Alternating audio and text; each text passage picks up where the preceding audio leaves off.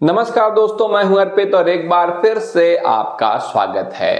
Bharatiya Janata party के स्वघोषित चाणक्य गृह मंत्री अमित शाह वैसे तो जाने जाते हैं अपने तानाशाही से भरे फैसलों के लिए, लेकिन आजकल खुद भारतीय जनता पार्टी के विधायक और मंत्री तक इनकी बातों को गंभीरता से नहीं ले रहे हैं। इनका समय काफी खराब चल रहा है।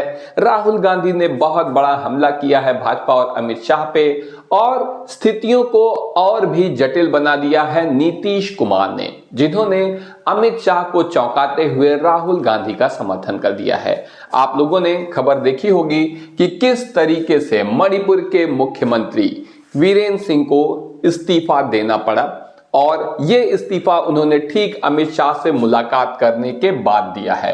राहुल गांधी ने मणिपुर में बहुमत जुटा लिया है इस इस्तीफे के बाद, ये भी खबर चल रही है, क्योंकि यहां पर नीतीश कुमार की पार्टी जनता दल यूनाइटेड, जो कि भाजपा के साथ गठबंधन में रही है बिहार में, केंद्र में, उसने समर्थन यहां पर कांग्रेस को दे दिया है। आप देख सकते हैं कि नीतीश कुमार ने अमित शाह को बहुत बड़ा झटका इस मामले में दिया है कि मणिपुर में हालांकि उन्होंने मुख्यमंत्री को इस्तीफा देने को कह दिया है, लेकिन फिर भी भाजपा की सरकार बचने की उम्मीद दूर दूर तक नजर नहीं आ रही है। आप देख सकते हैं द ट्रिब्यून की ये खबर है। मणिपुर के राज्यपाल 2 विधानसभा सत्रों के बीच अधिकतम अंतराल संबंधी संवैधानिक प्रावधान का उल्लंघन कर रहे हैं। ये बहुत बड़ा आरोप है जो कांग्रेस ने लगाया है, और ये नियम आप देख सकते हैं। नियम ये है कि विधानसभा के 2 सत्रों के बीच में जो अधिकतम अंतर है वो 6 महीने का हो सकता है, 6 महीने से अधिक का नहीं हो सकता।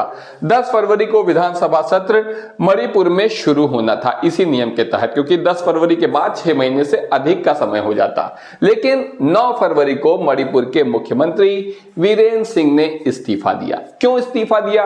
क्योंकि अमित शाह को और भाजपा को पता था कि उनके पास बहुमत नहीं है।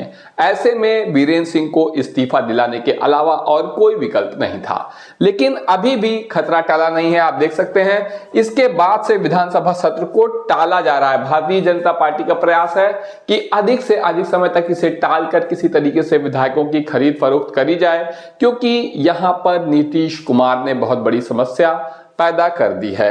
कांग्रेस अविश्वास प्रस्ताव लाने पर अब अड़ गई है, क्योंकि उसे भी पता है कि भारतीय जनता पार्टी की सरकार अल्पमत की सरकार है। ऐसे में भाजपा और कांग्रेस के बीच का ये खेल जबरदस्त होता जा रहा है। आप देखिए, कांग्रेस ने कहा भी है कि अब बहुत देर से आया है मणिपुर सीएम का इस्तीफा। आपको बता दें, पिछले 2 सालों से इनके इस्तीफे की मांग की जा रही थी, क्योंकि मणिपुर में गृह युद्ध छिड़ा हुआ है। गृह मंत्री अमित शाह के मुंह पर यह करारा तमाचा है कि जो दावा करते हैं कि वो यूक्रेन में युद्ध रुकवा दे रहे हैं, रूस को रोक ले रहे हैं, वो अपने ही यहाँ मणिपुर में जो आग लगी है, जो युद्ध छिड़ा है, उस पर कुछ नहीं कर पा रहे।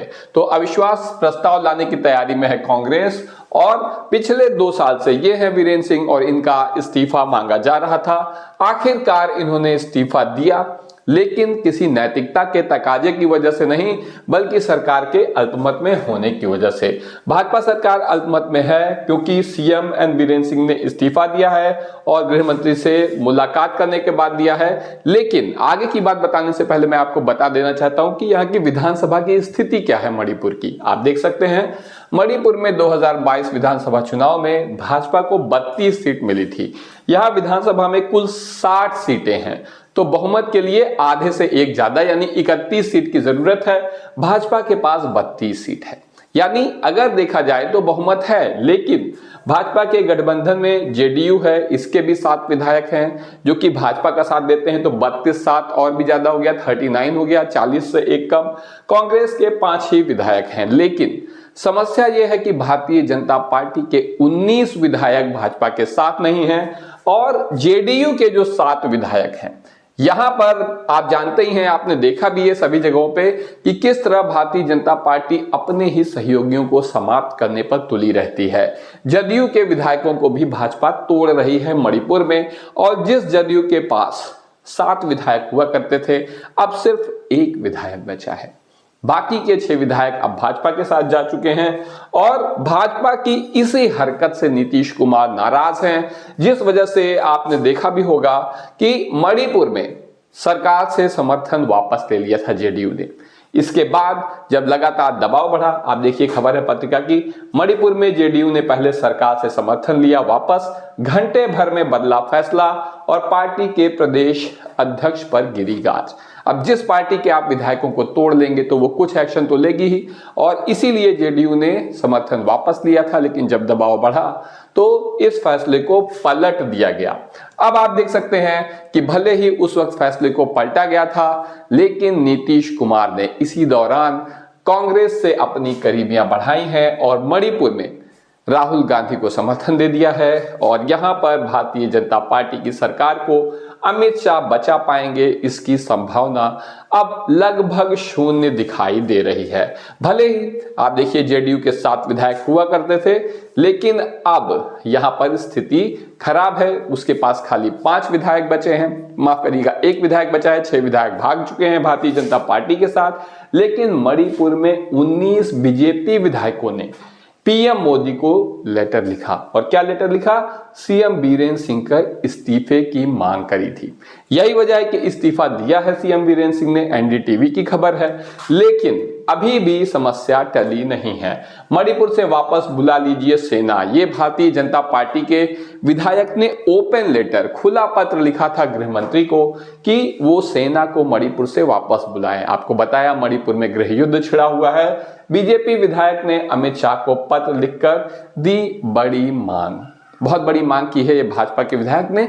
वो पर्सनल लेटर भी लिख सकते थे, लेकिन उन्होंने खुला खत लिखकर यह मांग करी कि सेना को वापस बुलाया जाए। वहीं नीतीश कुमार लगातार भारतीय जनता पार्टी की समस्या बढ़ाए मणिपुर में, लेकिन सबसे बड़ी बात यह है कि जो खेल मणिपुर में हुआ है वो बिहार में भी होकर रहेगा।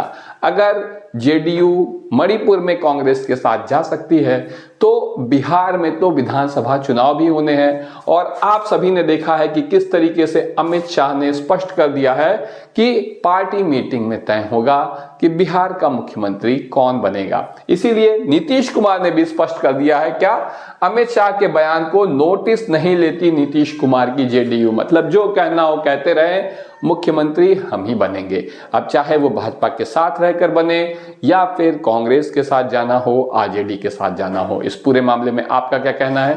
कमेंट करके हमें जरूर बताइए। वीडियो को लाइक करिए, चैनल को सब्सक्राइब करिए और अपने दोस्तों के साथ शेयर करना मत भूलिए। धन्यवाद।